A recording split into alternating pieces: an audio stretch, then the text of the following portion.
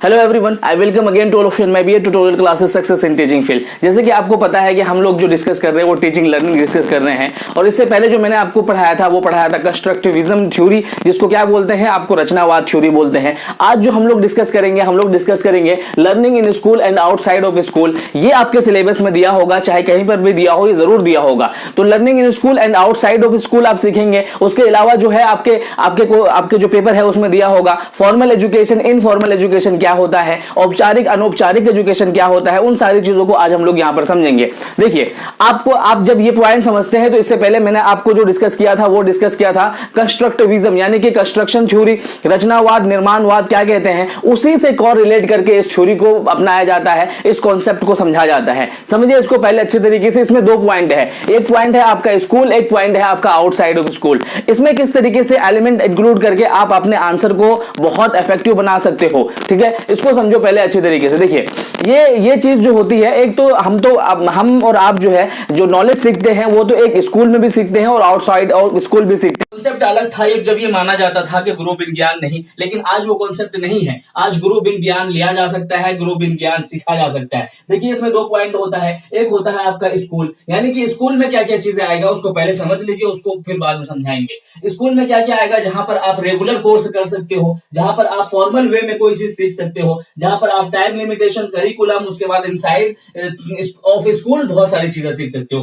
देखो, अगर आप कॉन्सेप्ट की बिहाफ पर इस चीज को समझोगे तो कल की डेट में भी यही होता था कि जब गुरु होते थे, जो लोग गुरु होते थे, गुरु लोग बहुत सारे शिष्य को मना कर देते थे, बहुत सारे कुछ आदतों की वजह से अपने शिष्य को मना कर देते थे। लेकिन ऐसा नहीं है कि वो शिष्य नॉलेज सीखते नहीं थे। बड़े बड़े गुरु को अगर देखेंगे, जैसे कि गौतम बुद्ध थे, ऐसा नहीं है कि उन्होंने क्या कहते हैं किसी गुरु से ही सीखा है। तो बड़े बड़े जो लोग थे उन्होंने भी, ऐसा नहीं है कि उनके टाइम में भी शुरू से ही, जब से ये दुनिया बनी है उस टाइम से ही, मैं मानता हूं कि गुरु सबसे क्या कहते हैं कि सब कुछ होते हैं, उन्हीं से ही सब कुछ सीखा जा सकता है। लेकिन ऐसा उस टाइम से भी हो रखा है कि जिन बच्चों को एडमिशन नहीं मिलता था, जैसे अभी नहीं मिलता, उस टाइम में भी नहीं मिलता था, तो वो ऐसा है कि गुरु का जो एक होता है, क्या कहते हैं कि एक धारणा है, वो बना करके उसको वो सीखा करते थे। तो कहने का मतलब है कि उस टाइम में भी लोग इस तरीके से सीखते थे। तो आज भी ये चीज होता है, आज भी ये चीज सीखा जाता है। तो कहने का मतलब है कि स्कूल में क्या होगा, स्कूल में ये होगा कि स्कूल के अंदर में जो चीजें आप सीखते हो उसको डिस्कस किया जाएगा। स्कूल के अंदर में जो चीजें आप सीखते हो उसको डिस्कस किया जाएगा।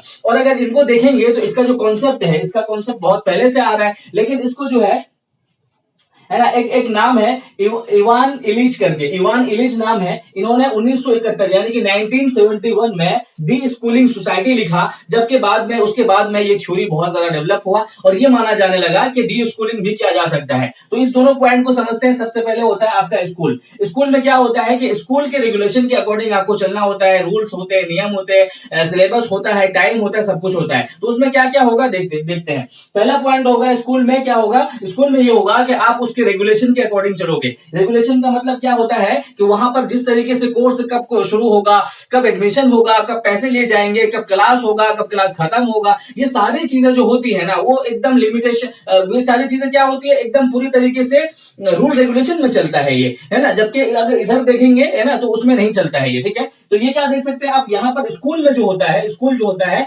वहां पे हर चीजें रेगुलेशन में चलती है, सब चीजें जो है लिमिट में होती है, हर चीजों का टाइम डिफाइन होता है। इतने साल का कोर्स है, इतने टाइम में खत्म हो जाएगा, इतने सारे क्या कहते हैं सिलेबस पढ़ाया जाएगा, हर चीज रेगुलेशन में चलेगा। वही चीज जब आउटसाइड ऑफ स्कूल की बात करेंगे, यानी कि स्कूल के बाहर जो नॉलेज सीखी जाएगी, उसमें क्या होगा, इररेगुलेशन। वहां पर किसी तरह का लिमिटेशन नहीं होगा, वहां पर किसी तरह का सिलेबस लिमिटेशन नहीं होगा, वहां पर किसी तरह का टाइम लिमिटेशन नहीं होगा। उसके बाद होता है आपका फॉर्मल। यहाँ पर फॉर्मल आएगा यानी कि औपचारिक, और यहाँ पर इनफॉर्मल। यहाँ के फॉर्मल में क्या आता है, वही रूल रेगुलेशन सारे उसमें क्या कहते हैं कि अपने तरीके से चलाए जाएंगे। इनफॉर्मल यानी कि अनौपचारिक में क्या होता है, किसी तरह का रूल फॉलो नहीं किया जाएगा कि इतने टाइम में आपका इतना सिलेबस पढ़ाना है, इतने कोर्स को कंप्लीट करवाना है, इतना फी देना है, इतने डेट में आपको एडमिशन लेना है, ये बातें हो गई। उसके बाद होता है आपका, ये देखिए यहाँ पर क्या होता है आपका इनफॉर्मल। उसके बाद होता है आपका टाइम लिमिटेशन। वहां पर जो होता है स्कूल में क्या होता है आपका, स्कूल एजुकेशन, स्कूल लर्निंग में आपका टाइम लिमिटेशन होता है। उसी टाइम के अकॉर्डिंग आपको अपना कोर्स कंप्लीट करना है। आपका जो एग्जाम का टाइम होगा सब टाइमली चलेगा, लेकिन यहाँ पर क्या चलेगा, यहाँ पर कोई टाइम नहीं चलेगा। उसके बाद होता है आपका करिकुलम लिमिटेशन। करिकुलम लिमिटेशन में पढ़ाया जाता है, जैसे बीएड का फर्स्ट ईयर का जो करिकुलम है वो एक लिमिटेशन में है, ठीक है, उसी लिमिटेशन में आप पढ़ोगे। लेकिन यहाँ पर क्या होता है, यहाँ पर आपका डिस्टेंस एजुकेशन होता है। यहाँ पढ़ाई का मोड क्या होता है, होता है वो डिस्टेंस है, यानी कि आप कहीं भी रह करके पढ़ सकते हो। यहाँ कोई लिमिटेशन नहीं है कि इतने टाइम में कोर्स कंप्लीट करना है, इतने टाइम में आपको ये सिलेबस करके कंप्लीट देना है, असाइनमेंट करके देना है, लेसन करके देना है, कुछ भी यहाँ पर लिमिटेशन नहीं होता है। तो डिस्टेंस एजुकेशन भी इसमें आएगा आउटसाइड ऑफ स्कूल में। उसके बाद होता है आपका inside of school. Inside of school में पढ़ना जरूरी है, यानी कि स्कूलिंग के अकॉर्डिंग आपको स्कूल के अंदर रह करके जो नॉलेज सीखते हो उसको बोलते हैं स्कूल लर्निंग। उसके बाद होता है आपका यहाँ पर प्राइवेट क्या कहते हैं मोड। प्राइवेट मोड में आपको यहाँ पर आउटसाइड ऑफ स्कूल वाला जो पोर्शन होगा वो प्राइवेट मोड में सिखाया जाता है। यहाँ पर जो है कोई चीज जो है रेगुलेशन के मोड में नहीं सिखाया जाता है। जैसे कि मैंने आपको बताया कि इस थ्योरी को पहले ये समझिए, देखिए इवान इलिंच जो रीस्कूलिंग का जो कॉन्सेप्ट दिया था, ये क्या मानते हैं, ये मानते हैं कि बच्चे के अंदर में जो है सेल्फ एक्सपीरियंसेस पहले से भरा हुआ है। क्या मानते हैं, उसके बाद क्या कहते हैं कि रीजनिंग थिंकिंग पावर भी उसके अंदर भरा हुआ है ना, क्या कहते हैं उसके बाद है एस्टिमेट करने का भी उसके अंदर पावर भरा हुआ है कि मुझे क्या पढ़ना है क्या नहीं पढ़ना है, किस चीज को छोड़ना है क्या नहीं छोड़ना है। उसके बाद होता है मेंटल एक्टिविटीज, यानी कि मेंटल एक्टिविटीज भी उसके अंदर भरा हुआ है। तो कहने का मतलब ये है कि इस थ्योरी का जो कॉन्सेप्ट है वो आपका किससे मिला हुआ है, वो मिला हुआ है आपका रचनावाद अधिगम से, यानी कि निर्माणवाद अधिगम से, है ना, कंस्ट्रक्टिविज्म अधिगम से मिला हुआ है। तो कंस्ट्रक्टिविज्म अधिगम क्या कहता है कि बच्चा के अंदर में पहले से ही क्रिएटिविटी भरा हुआ है। वो बच्चे का जो दिमाग है वो खाली नहीं है, बल्कि पहले से ही उसके अंदर में कुछ है, पहले से ही वो सीखा हुआ है। अब उसको सिखाना है कि किस तरीके से वो प्रॉब्लम सॉल्विंग बनेगा, किस तरीके से वो अपनी चीजों को खुद से हैंडल करना सीखेगा। तो ये कहता है कि बच्चे को आप खुद ही उसको सीखने के लिए दे दिया जाए, खुद ही वो करेगा, खुद ही वो सीखेगा।